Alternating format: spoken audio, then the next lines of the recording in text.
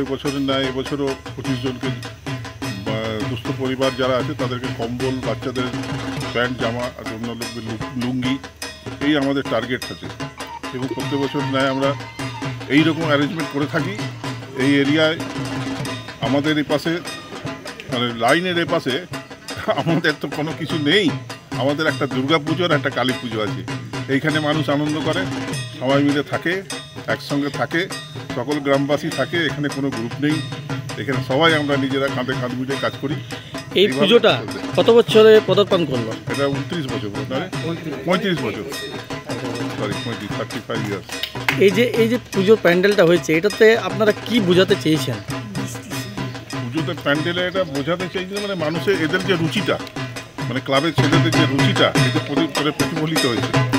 মানুষ দিন দিন যে কী পরিস্থিতিতে এগোচ্ছে বা কীভাবে হচ্ছে তারই প্রতিফলন এই প্যান্ডেলে করা হয়েছে। অন্য সব জায়গা থেকে আলাদা, এইরকম প্যান্ডেল কোথাও নেই।